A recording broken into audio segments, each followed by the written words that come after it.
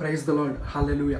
సమస్త మహిమ ఘనత ప్రభావములు మన ప్రభు అయిన యేసుక్రీస్తునకు మాత్రమే కలుగునుగాక. ఆమేన్.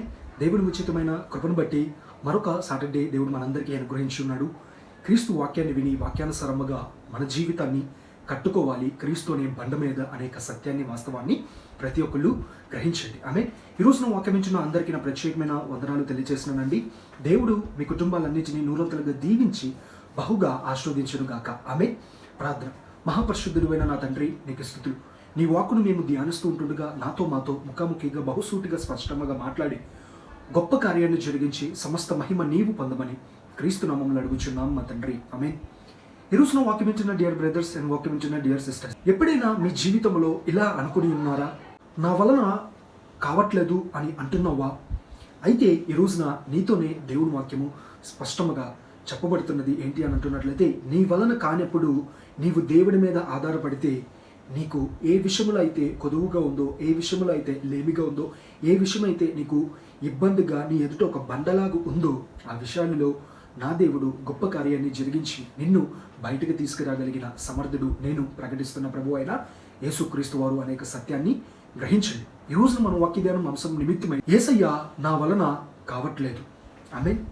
ఈ రోజున ఆలోచన చేసినట్లయితే అనేక మంది వారి జీవితంలో విసిగిపోయిన తర్వాత, జీవితంలో అలసిపోయిన తర్వాత, మంచి రోజుల కోసం ఎదురు చూసి ఆ మంచి రోజులు అనేవి క్షీణించిపోయి ఇంకా రావేమో అని చెప్పి ఒకానొక సర్టెన్ టైంలో ఆశలన్నిటినీ విడిచిపెట్టేసి ఇంకా నా జీవితం ఇంతే, ఇంకా నా వలన కావట్లేదు ఈ కుటుంబ జీవితం చేయటం, నా వలన కావట్లేదు ఈ ఉద్యోగ జీవితం చేయటం, నా వలన కావట్లేదు ఈ పరిశుద్ధమైన జీవితాన్ని జీవించటం, నా వలన కావట్లేదు క్రీస్తుకు నమ్మకముగా ఉండటం, నా వలన కావట్లేదు చదువుకోవటం, నా వలన కావట్లేదు ఈ భూమి మీద నేను సమాజముగా కూడి ఉండటము, నా జీవితాన్ని ముందుకు కొనసాగించటము నా వలన కావట్లేదు అని చెప్పి అనేక మంది అంటూ ఉంటారు. వారు కష్టపడక, వారు శ్రమించక, వారు ఏమి చేయక అంటున్నట్లయితే వారు అన్ని విధాలుగా కష్టపడతారు, శ్రమిస్తారు. కానీ కొంతమంది జీవితాలలో ఏమి చేసినా సరే, ఏ కష్టము చేసినా ప్రతిఫలము చూడలేనప్పుడు ఇటువంటి మాటలను పలుకుతూ ఉంటారు. లేకపోతే వారు అనుకున్న రీతిగా జరగకపోతే, వారు ఊహించిన రీతిగా జరగకపోతే, వారు ఆశించిన రీతిగా గనక వారి జీవితం లేకపోతే ఇటు రీతిగా వారు అనుకుంటూ ఉంటారు. కానీ ఈ రోజున వాక్యం వింటున్న ప్రతి ఒక్కరితో దేవుని బిడ్డగా మీతో చెప్పే ఒక మాట ఏంటి అంటున్నట్లయితే, నీ వలన కావట్లేదు అని ఎప్పుడైతే నీవు అంటావో రెడీగా గుర్తుపెట్టుకో, నీ జీవితంలో దేవుడు అద్భుతాన్ని జరిగించబోతున్నాడు అనే సత్యాన్ని, వాస్తవాన్ని గ్రహించండి. నా వలన అవుతుంది అని మన సొంత ఆలోచనల మీద, సొంత జ్ఞానము మీద, సొంత సామర్థ్యము మీద, సొంత బలము మీద గనక మనము ఆధారపడి ముందుకు కొనసాగించినట్లయితే మన జీవితంలో ప్రస్తుతము బాగున్నట్టుగా ఉంటుంది, కానీ అది ఎక్కువ రోజులు నిలబడదు. ఆ సంతోషము ఎక్కువ రోజులు నిలబడదు. ఆ ఆనందం. మనము ఎవరి మీద ఆధారపడాలి అని అంటున్నట్లయితే మనము దేవుడి మీద ఆధారపడాలి అనేక విషయాన్ని, వాస్తవాన్ని ప్రతి ఒక్కళ్ళు గ్రహించండి. మోషే తన జీవితంలో నా వలన కావట్లేదు అని చెప్పి చేతులు ఎత్తేసినప్పుడు దేవుడు జోక్యం చేసుకుని అద్భుతమైన రీతిలో కార్యాన్ని జరిగించి ఉన్నాడు. యోబు తన జీవితంలో నా వలన కావట్లేదు అని చేతులు ఎత్తేసినప్పుడు దేవుడు జోక్యం చేసుకుని అద్భుతమైన కార్యాన్ని జరిగించాడు. పేతురు నా వలన కావట్లేదు అని చెప్పి చేతులు ఎత్తేసినప్పుడు దేవుడు అద్భుతమైన రీతిలో జోక్యం చేసుకొని దీవించడం అనేది జరిగింది. ఈ రోజున వాక్యం వింటున్న డియర్ సిస్టర్, వాక్యం వింటున్న డియర్ బ్రదర్, ప్రతి ఒక్కరు కూడా మన జీవితంలో నా వలన కావదు ప్రభువా అని చెప్పి దేవుడి దగ్గర గనక మనము మొరపెట్టినట్లయితే, మనకి తెలిసిన ఆ విషయం నిమిత్తమే మనకు సామర్థ్యము ఉన్నా, మనకు జ్ఞానము ఉన్నా, మనకు తెలివి ఉన్నా సరే, ప్రతి విషయములో దేవుని మీద గనక ఆధారపడి నా వలన కాదు ప్రభువా నీవే కార్యాన్ని జరిగించు అని చెప్పి ప్రతి విషయము మీద ఆయన మీద గనక ఆధారపడినట్లయితే అద్భుతమైన కార్యాన్ని నా దేవుడు నీ జీవితంలో చేస్తాడు అనేక సత్యాన్ని, వాస్తవాన్ని ప్రతి ఒక్కళ్ళు గ్రహించండి. ఒక రోజున ఒక 7 మెంబర్స్ అందరూ కలిసి హాలిడే అని చెప్పి ట్రిప్కి వెళ్దామని చెప్పి అనుకొని ట్రిప్కి వెళ్ళి ఉన్నారు.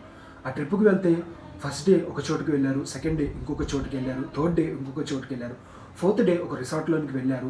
స్విమ్మింగ్ చేద్దాము అని చెప్పి అనుకుని ఉన్నారు. అయితే ఆ రిసార్ట్కి ఆనుకొని ఒక నది ఉంది. ఆ నదిలో స్విమ్మింగ్ చేద్దాము అని అనుకొని 6 ఫ్రెండ్స్ దూకేశారు స్విమ్మింగ్ చేద్దాము అని అనుకొని. అయితే 7వ ఫ్రెండు తనకి స్విమ్మింగ్ రాదు అని గనక చెప్తే ఎక్కడ పరువు పోతుందో అని చెప్పి తను కూడా స్విమ్మింగ్ చేయాలని ఇష్టపూర్వకంగా ఆ వ్యక్తి కూడా నదిలోనికి దూకేయటం అనేది జరిగింది. ఎప్పుడైతే ఆ వ్యక్తి నదిలోకి దూకేసి ఉన్నాడో అమాంతముగా మునిగిపోవటం అనేది జరిగింది. ఐదుగురు తమ జీవితాలను తాను రక్షించుకునడానికి సామర్థ్యం కలిగిన వారు, కానీ ఇతరుల జీవితాన్ని రక్షించడానికి సామర్థ్యం వారికి లేదు. కానీ ఆరో ఒక వ్యక్తికి మాత్రము ఆ వ్యక్తి తన్ను తాను రక్షించుకోగలడు, ఇతరులను కూడా రక్షించగల సామర్థ్యము, నైపుణ్యత ఆ వ్యక్తికి కలిగింది. వెంటనే ఐదుగురు ఫ్రెండ్స్ అన్నారు, ఒరే మనోడు మునిగిపోతున్నాడు, వాడిని కాపాడొచ్చు కదా అని అంటే ఆ వ్యక్తి ఏమీ మాట్లాడకుండా మౌనంగా ఉన్నాడు. ఆ వ్యక్తి ఏమీ ప్రత్యుత్తరం ఇవ్వకుండా సైలెంట్గా నిశ్శబ్దంగా ఉన్నాడు. ఇంకా చనిపోతాను అనే ఒక స్టేజ్లోనికి వెళ్ళినప్పుడు ఈ ఆరవ వ్యక్తి వెళ్ళి ఆ ఏడవ వ్యక్తిని పట్టుకొని బయటకు తీసుకొని వచ్చి ఉన్నారు. వెంటనే ఆరవ వ్యక్తిని ఐదుగురు కలిసి అడిగి ఉన్నారు, అరే వాడు చనిపోయి ఉంటే ఏమి చేసేవాడివి? నీకు కాపాడే సామర్థ్యము, నీకు కాపాడే నిపుణ్యత నీకు ఉంది, కానీ నువ్వు ఎందుకని మొదటగా నీవు వెళ్ళి అతనిని రక్షించలేదు అని అంటున్నట్లయితే ఆ వ్యక్తి చెప్పిన మాట, మీరందరూ తనను నశించిపోతున్నాడు అని చూసి ఉన్నారు, కానీ తన హృదయంలో ఉన్న ఆవేదనను మాత్రం మీరు చూడు. నేను ఎలాగైనా బయటకు రావాలి, నా శక్తితో బయటకు రావాలి, నా సామర్థ్యంతో బయటకు రావాలి, నా ఫ్రెండ్స్ అందరి ముందు నేనేంటో చూపించుకోవాలి అని అనుకొని ఆ వ్యక్తి ప్రయాసపడ్డాడు, ప్రయత్నము చేశాడు, రాకులాడాడు. చివరికి నా వలన కాదు అని చెప్పి చేతులు వదిలేసినప్పుడు నేను వెళ్ళి తీసుకొని వచ్చాను. ఆ వ్యక్తి ప్రయాసపడుతున్నప్పుడు నేను గనుక వెళ్ళి ఉన్నట్లయితే ఇద్దరము కలిసి ఆ నదిలోనే చనిపోయే వాళ్ళము. ఎందుకు అని అంటున్నట్లయితే ఆ వ్యక్తి అటువంటి ప్రయత్నము గుండా చేస్తున్నాడు కాబట్టి. ఈ రోజున మన జీవితంలో కూడా నిశ్చయముగా మనము కూడా ఇదే చేస్తాం. మనము లోకంలో జీవిస్తున్నప్పుడు దేవుని వాక్యాన్ని పక్కన పెట్టి మనకు తెలుసులే ఏది మంచో ఏది చెడు అని చెప్పి అన్నీ మనకి ఇష్టానుసారముగా హృదయం ఏమి చెప్తుంది, మనసు ఏమి చెప్తుంది, మనకి నచ్చింది ఇది కరెక్ట్ అయితే కరెక్ట్, ఇది రాంగ్ అయితే రాంగ్ అనుకొని మనము ముందుకు వెళ్ళిపోతున్నాము, ముందుకు ప్రయాణము చేస్తున్నాము. కానీ దీవించబడకపోవటానికి, మనం ప్రారంభించిన పనిలో మనము విజయము చూడకపోవటానికి, మనం ఆశించిన రీతిగా మన జీవితము లేనప్పటికీ మన జీవితంలో మనము గ్రహించాల్సింది మన శక్తి మీద, మన సామర్థ్యము మీద ఆధారపడకూడదు. ఒక శక్తి మీద, ఒక సామర్థ్యము మీద మనము ఆధారపడాలి అనే సత్యాన్ని గ్రహించాం. మరి ఇటువంటి భయంకరమైన పరిస్థితుల గుండా ఉంటున్నప్పుడు దేవుడు మనలను రక్షించవచ్చు కదా. మరి దేవుడు మన జీవితాలని బయటకు తీసుకురావచ్చు కదా, తీసుకుని వస్తాడు. ఒకవేళ మన జీవితాన్ని తీసుకుని వచ్చినా సరే ఆయన రక్షించిన ఆ ఒక రక్షణ జీవితాన్ని, ఆయన చేసిన ఒక గొప్ప త్యాగాన్ని మనము గుర్తించలేము, మరలా వెళ్ళిపోతాము. రెండు, ఇది నా వల్లనే జరిగింది అని చెప్పి మనము సెల్ఫ్ డబ్బాని మనం కొట్టుకునేవారుగా ఉంటాము, దేవుని మహిమపరిచేవారుగా ఉండదు. కాబట్టి ఆయన నామ మహిమ ఘనత కొరకు ఆయన ఎప్పుడు చేయాలో, ఎలా చేయాలో ఆయనకి సమస్తము తెలుసు. అయితే ఈ రోజున మన జీవితంలో మనము ఎవరి మీద ఆశ పెట్టుకోవాలంటున్నట్లయితే ప్రభు అయిన యేసుక్రీస్తు వారి మీద మనము ఆశ పెట్టుకోవాలి. నా వలన కావట్లేదు అని చెప్పి ఒక తండ్రి దగ్గర చెప్పకూడదు, నా వలన ఇంకా కావట్లేదు అని ఒక తల్లి దగ్గర చెప్పకూడదు, నా వలన కావట్లేదు అని బయట వ్యక్తి దగ్గరికి వెళ్ళి చెప్పకూడదు, నా వలన కావట్లేదు అని దైవ సేవకుడి దగ్గర చెప్పకూడదు, నా వలన కావట్లేదు అని చెప్పి నమ్మిన స్నేహితుడికి దగ్గరికి వెళ్ళి చెప్పకూడదు. నా వలన కావట్లేదు ప్రభువా అని చెప్పి ఆయనకి చెప్పి ఆయన మీద కనుక ఆధారపడినట్లయితే ఆయనే మన జీవితాన్ని తీర్చిదిద్దుతాడు. మనం ఏ స్థితిలో ఉన్నా సరే ఆ స్థితి నుంచి విడిపించి ఒక ఉన్నతమైన స్థితిలోనికి నడిపించగల సమర్థుడు ప్రభు అయిన యేసుక్రీస్తు వారు అనే సత్యాన్ని, వాస్తవాన్ని ప్రతి ఒక్కరు ఈ సమయమునందున గ్రహించండి. పరిస్థితులు ఎటువంటిగా ఉన్నా సరే, ఎంత నీచముగా మారినా సరే ఆయన మీదే మనము ఆధారపడాలి. నా వలన కావట్లేదు ప్రభు అని చెప్పి ఆయనకి మనము విజ్ఞాపన చేసేవారిగా ఉండాలి అనే సత్యాన్ని గ్రహించండి. ఈ రోజున మనకి అన్నీ తెలుసు ఉండొచ్చు, దేవునికి వచ్చిన ఉచితమైన కృపను బట్టి. అయినప్పటికీ మనం ఏ సమయమైనా, ఏ స్థితి అయినా, ఏ సందర్భమైనా సరే దేవుడి మీదే మనము ఆధారపడేవారిగా ఉండాలి అనే సత్యాన్ని గ్రహించండి.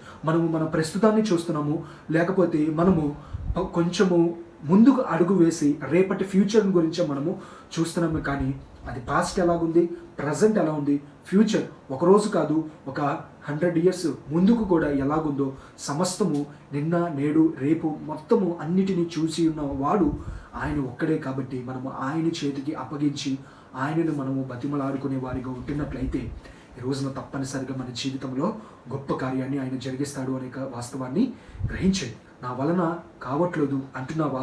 అయితే దేవుడి మీద ఆధారపడు. నా వలన కావట్లేదు అని చెప్పి నువ్వు అనుకుంటున్నట్లయితే అది మనుషుల దగ్గర కన్నీరు విడవు మాక, మరి ఎవరి దగ్గర కన్నీరు విడవు మాక.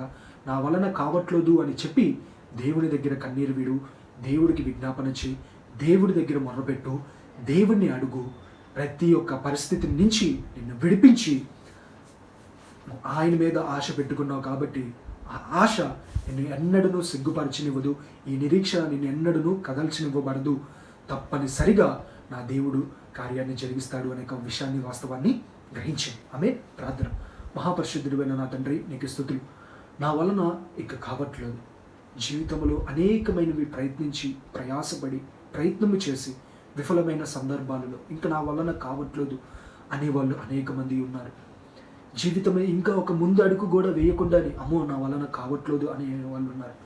మరి ఏ విషయం నిమిత్తమైతే భయపడుతూ, ఏ విషయం నిమిత్తమైతే విసిగిపోయి ఉన్నారు, ఏ విషయం నిమిత్తమైతే నాయనా వారు నీరసించిపోయి ఉన్నారు, వారి జీవితంలో నెమ్మదిని, సమాధానాన్ని మీరే దయచేసి, నా వలన కావట్లేదు దేవా నాకు సహాయము చేయని అడుగుతున్న ప్రతి ఒక్క బిడ్డ మొరను మీరే విని గొప్ప కార్యాన్ని జరిగించి, నీ మీద ఆధారపడుతూ ఉంటుండగా, నిన్ను ఆశ్రయిస్తూ ఉంటుండగా, ఒక రాయినో, ఒక రప్పనో, ఒక మనిషినో, ఒక నరుడినో కాదు కానీ జీవము కలిగిన దేవుణ్ణి అనగా నిన్ను వారు ఆశ్రయిస్తూ, నీ మీద ఆధారపడుతూ, నీకు విజ్ఞాపన చేస్తూ, నీ కార్యమును నాయన వారి జీవితంలో జరగాలని ఎదురు చూస్తూ ఉంటుండగా, ఏ విధము చేతనైనను అద్భుతమైన కార్యాన్ని వారి జీవితంలో మీరే జరిగించి, గొప్ప కార్యాన్ని జరిగించి, సమస్త విషయాలలో నీవే మహిమ పొందమని, ఒక గొప్ప విడుదలని, ఒక గొప్ప దీవెనను, ఆశీర్వాదమును నాయన వారందరికీ దయచేసి మహిమ చెందమని, జయాన్ని దయచేయమని క్రీస్తు నామములో అడుగుచున్నాం మా తండ్రి. ఆమేన్. వాక్యమైన అందరికీ నా ప్రత్యేకమైన వందనాలు తెలియజేస్తున్నానండి. దేవుడు మీ కుటుంబాలన్నింటినీ నూరంతలుగా దీవించి బహుగా ఆస్వాదించును గాక. ఆమేన్. నీ వలన కావట్లేదు అని అంటున్నావా? అయితే దేవుడి మీద ఆధారపడు. నీ వలన ఏదైతే కావట్లేదో అది నా దేవుడు నీ ద్వారానే జరిగిస్తాడు. ఇదివరకు మనిషి ద్వారా సహాయం చేసి ఉన్నాడు, లేకపోతే ఒక వస్తువు ద్వారా నీకు కార్యాన్ని జరిగించవచ్చు, లేకపోతే ఏదో ఒక రీతిలో నీకు ఇదివరకు దేవుడు సహాయము చేసి ఉండొచ్చు. కానీ ఇప్పుడు నా దేవుడే జోక్యం చేసుకొని స్వయంగా ఆయన హస్తముతో నీకు సహాయము చేయడానికి సిద్ధముగా ఉన్నాడు. విశ్వాసం ఉంచు, నిరీక్షణ ఉంచు. విశ్వాస జీవితం నుంచి తొలగిపోమాక. ఈ నిరీక్షణ అనగా క్రీస్తునందు నీవు ఉంచిన నిరీక్షణ ఎన్నడూ కూడా నిన్ను సిగ్గుపరచనివ్వదు అనేక సత్యాన్ని గ్రహించు. God bless you all.